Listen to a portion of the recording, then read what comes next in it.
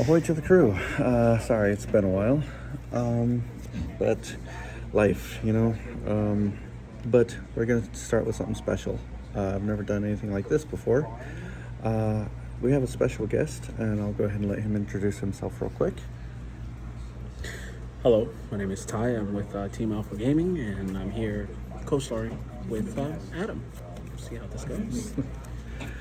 All right, so starting up a new card game called Union Arena, and yeah, it's pretty dope. It's anime based. They're releasing them based on the different anime groups. They have like 3 different decks that they set up based on colors, and they're releasing them as a set, as a group, as an anime. So yeah, it's pretty cool. I think the next sets that are coming out are like Attack on Titan and Neon Genesis. Yeah, no. Sorry. The current sets that we currently just had that just dropped were Attack on Titan and the Part 2 to Code Geass. I think Rebellion of Lelouch that was just released last week Friday. So yeah, as Adam was saying, this is an anime card game that specializes in IPs versus IPs. So we only have a certain select of IPs we can play, but we're getting more soon in the future. Like right now we have like Hunter x Hunter, we have Code Geass, we have Bleach. You know, we have some of the more mainstream animes that are coming out in this card game, and it's pretty fun if you ask me. Plays very similar to Magic, standard anyways, like 1v1, and there's a lot less interaction. I like that personally. It's also, because it's a newer game, there's a lot less cards, and you're kind of, at this point, restricted to the singular IP and color, so for the one deck as you build it. So makes more restrictions, which is good and bad for deck building, but it also will make it easier to know what it is that you're up against, you know, if you know what actual cards there are.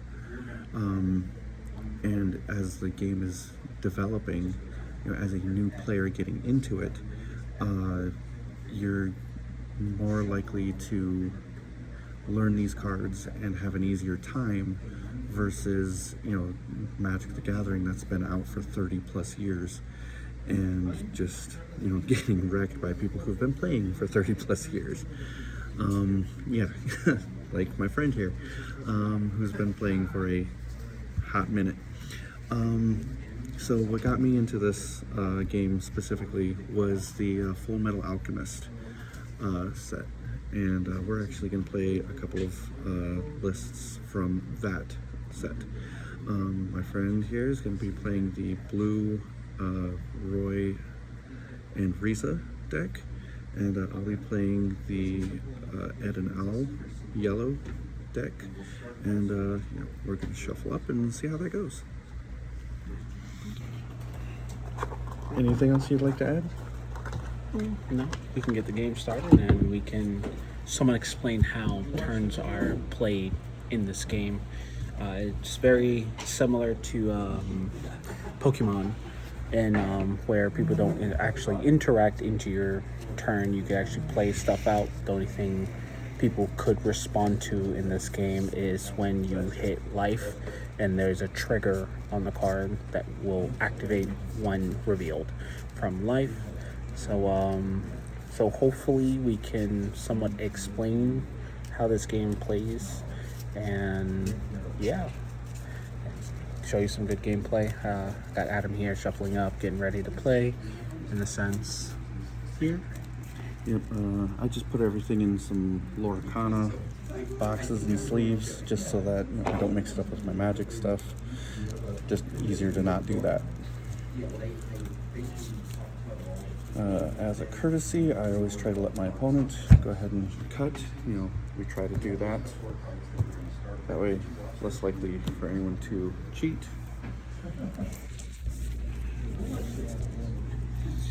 All right, and then we'll go ahead and roll a d20 and figure out who's gonna go first. 10. All right, got a 10 and a 5. I would like to be second, All right. please. So advantages and disadvantages, right? The first player, you don't get to draw on your first turn, but you do get to 3 action points first. The second player stays at 2 action points, but they get to draw first on their first turn. You stay, or you get to 3 action points on your third turn, and yeah, you just go. So first things first, we'll draw out 7 cards for our hand. 1, 2, 3, 4, 5, 6, 7. And another great thing about this game is that you don't get many options for your mulligan, right? You get the first set, and if you don't like it, then you get 1 more, and that's it. I'll go ahead and keep this hand because it could be shaky, right? Then you set up your 7 life.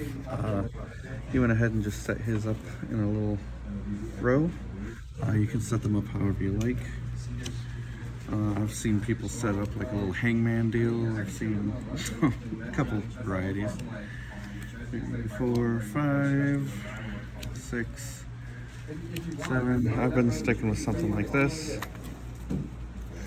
Let me set you all down somewhere. Just trying to do this one-handed is a little difficult for some weird reason.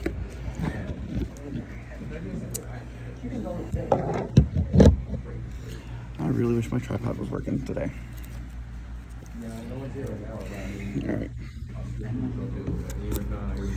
I like doing that.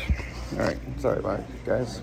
Alright, so I'm just setting up my hand so that it is in some kind of order.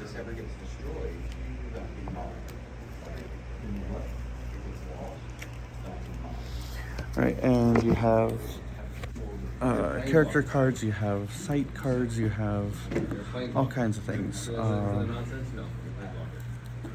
Events, things like that, right?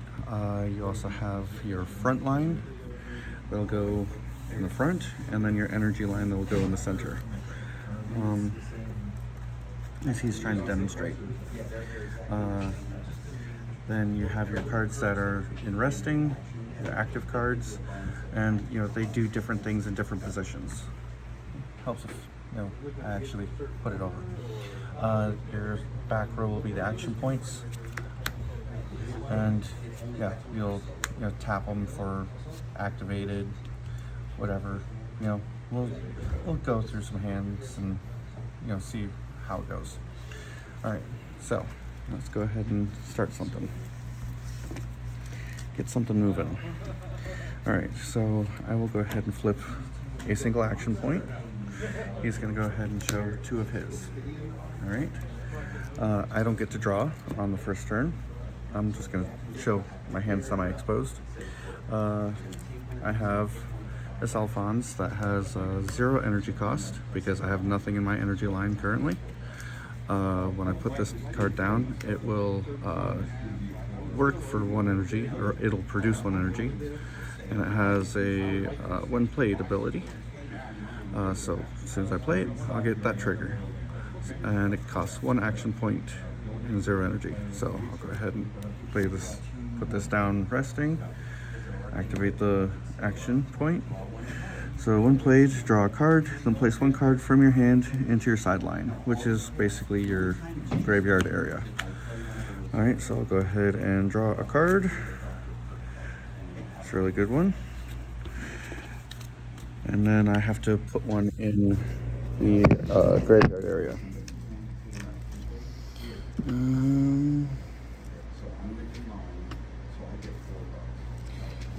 So I'll go ahead and put one of my more powerful cards in the graveyard, but I have cards in here that can bring that back out. Okay, and when I go to play that, we'll explain more what he does later. All right, on to his turn. Yep, so I will go ahead and draw for my turn. As he was explaining, I'll get a little bit into more depth. In order to progress your board of playing this game, you have to match how much energy you have to the actual card cost. So for me, I'll pay for the 0 again.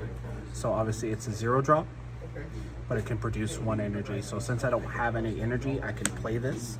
So now I have 1 energy. And I believe this allows me to look at the top 3 cards and reveal a Riza card among them and add it to my hand and the rest of the bottom of the library. And then I would have to place 1 card from my hand into the discard pile. So I'm going to go ahead and activate its ability. 2, 3. That is a whiff. So the secondary effect doesn't kick in. And then I will play Riza in my energy line. And then I can look at the top 2 cards in my library and I can keep them on top or put them on the bottom. I'll keep that on top and this on the bottom. And I believe it's your turn. All right, I will activate him, reactivate that action point, reveal the second action point. I'll draw a card. Okay, that's a really good one. All right, so now now we have options, right? We can, I really hate going back and forth, you know, going horizontal and back and da-da-da. All right, so what I will do,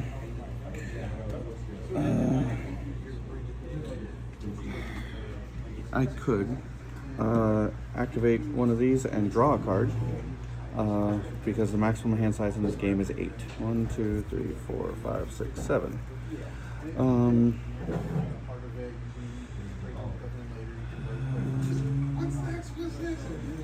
Because I don't want to do that quite yet.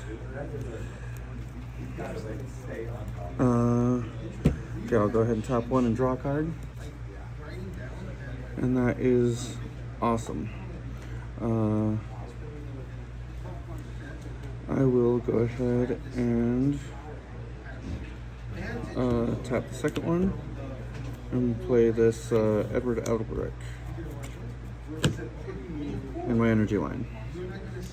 Okay, and I will go. He also produces 1 energy because he's in the energy line. He costs 1 energy and 1 action, so that's why I had to wait until here to play him. All right, we'll go ahead and switch over to his turn. Right, so now since I'm going to my second turn, and since I wasn't the first player to go, I don't get my 3rd AP quite yet, but I still get to draw my next card. I know what it was, and we're going to play another Riza, different art style. Look at the top 2, 1 bottom, keep that on top. Then I am going to play Maze Hughes, and when he is sidelined, if I have 2 cards less in my hand, I can draw a card, or I can activate, pay 1, and then this character gains 1,000 BP until the end of the turn.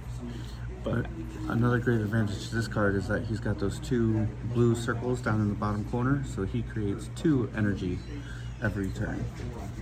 So now it'll be a grand total of 5. And I believe that should be my turn.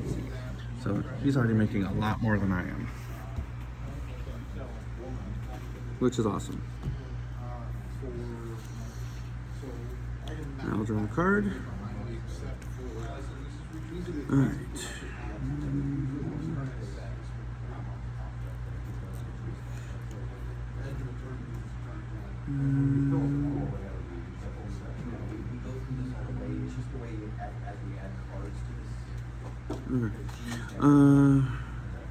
What I will do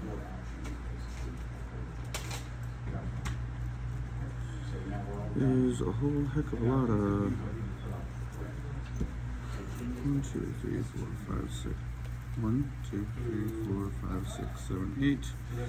The reason I'm counting is if I draw another card, right, which I can totally do, then what I'll wind up doing is I'll have to discard unless I start playing stuff.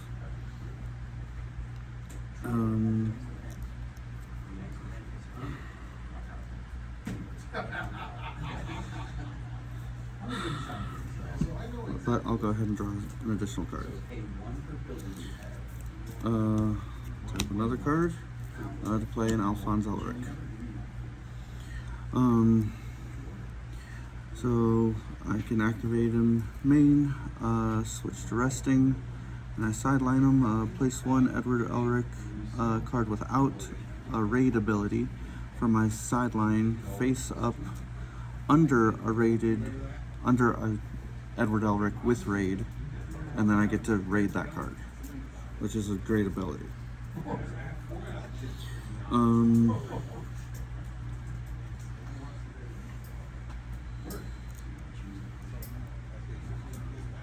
Alright, and I currently have 3 energy.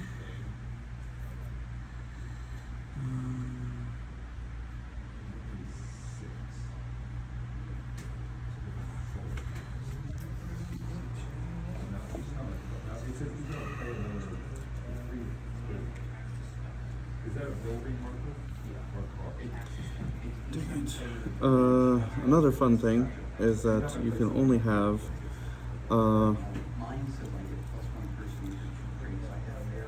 4 cards in your energy line or in your front line. What I'll do is I will tap my last action point to play an equivalent exchange. I get to choose up to 2 of my AP cards and switch them to active. So that lets me do 2 more things. I will pay an action point to play a Why Do I Have to Choose? Because I have an Alphonse on the field. I get to do both abilities. Look at the top 3 cards of my deck, place any number of them on the top in any order, then place the remaining cards on the bottom in any order, and draw 2 cards. So top 3.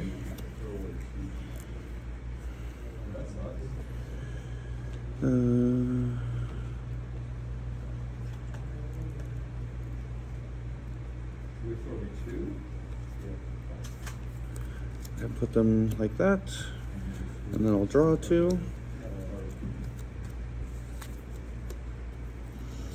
Then I will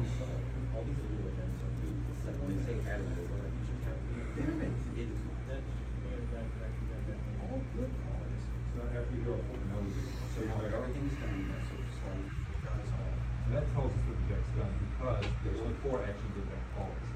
And there's also nothing to draw. But we always go through the entire deck. So even if all these things are recorded, we go 4 of these things. Until if somebody ever is wiped out, then when we add the event 13, Two of those are we dead. start a first turn whenever we have to game. okay.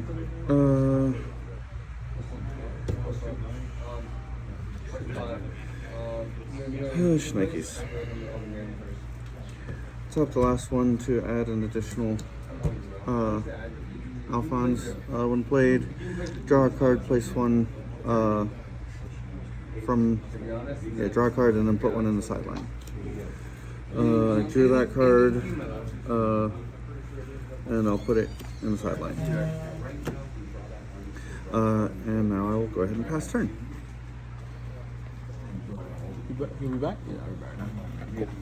All right, so now going into my 3rd turn, which now I'll get my 3rd AP. I'll go ahead and draw.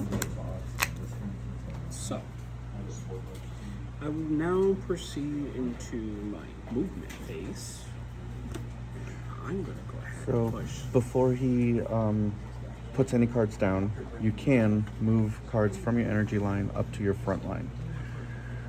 that way he can, you can do all that, so you adjust things, and he's doing this strategically. But unless the card says step, you can't bring it back. Or there are different effects that allow you to move things around. But please continue. My apologies. Oh, you're good. You had to explain what was going on. So, I will play a Royal Mustang back. I will now play a Riza in the back, just a vanilla.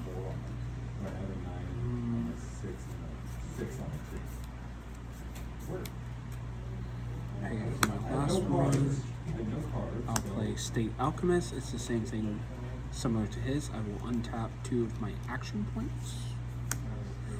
And then, since I have 1, 2, 3, 4, 5, I will tap 5 to play an Armstrong. Oh boy. So, right, so he costs 2 action, 5 energy, and yeah, so since now we're going to a part where he doesn't have anything potential to block, I have creatures I can swing with. I'm gonna go ahead and swing Riza, and I'll start with the bottom card. Okay. And that is a side special. Choose 1 character on your opponent's front line and sideline it. I'm going to sideline your Alex Felice Armstrong. Cool. Because that is the biggest problem. I'll swing 500 at you, bottom again. Okay. And then that's one of my good Edward Elrics. That gives me 2 energy. But no trigger. But no trigger. And I will go ahead and pass my turn. I could have targeted the other card that was about to attack me, but again, trying to be strategic and target the bigger problem. I draw a card. Got it down to 100 twice. And then it was like, oh, Final Fantasy has landfall. Okay. So, first thing I will do is 1, 2, 3, 4, 5, 6, 7, 8. Okay, I just drew my card, so we're still good.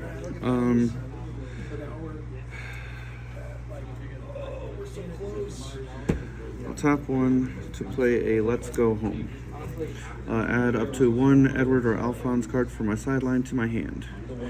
Play up to 1 Edward or Alphonse card with fulfilled required energy and AP from your hand, set to resting on your field, or perform raid with it.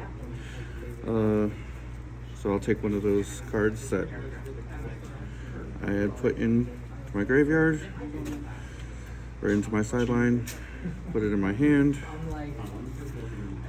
Can I just go ahead and play that? Or probably got to tap another AP to go ahead and play that. So what I'm going to do is raid it, and it's going to come up. So with raid, you have to have another card of the same name or same character underneath it to bring it up. And with that, it gains special abilities. This one in particular gains Impact 1. So even if he blocks with it, it will still deal a damage to his life. And then when played, you may perform look at the top 6 cards of your deck, reveal up to 1 character or sight card from among them and add it to your hand. Place the remaining cards on the bottom of your deck in any order. If you do, place 1 base card of this rated character into your sideline. So I can do that, but if I do, then I lose the card that's underneath, and then I don't have that Impact 1 anymore. I would rather have that Impact 1 because then I'm guaranteed to hit his life as long as I have this card on the field. So I don't want to do that. Then what I'll do is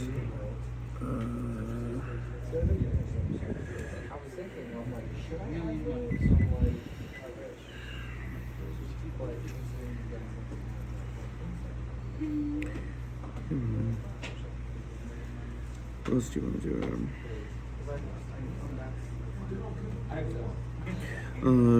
Otherwise, I mean, you can still play that card without raiding it. It's just that creature without all the special powers. I have one left, and I'm down to 3 energy. So, I mean, that changes things up.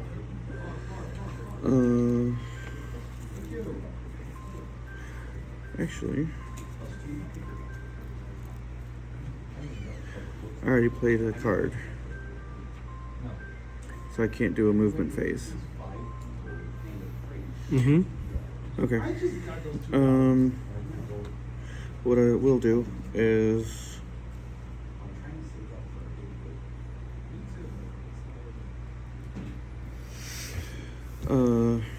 tap another one to play Trisha Elric. And her great ability is that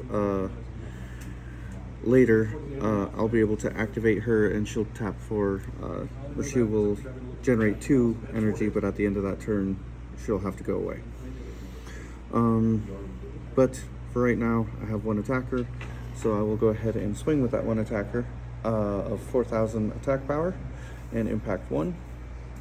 No blocks. Go ahead and choose. All right, and that's to his advantage because it would kill either one of his creatures. So he can keep those for blockers later for something that doesn't have that, because either way he would lose 1 because of this impact 1 ability. Let's go with the top one. Top one? Oh, final, but it does nothing. Okay, the final trigger is pretty important.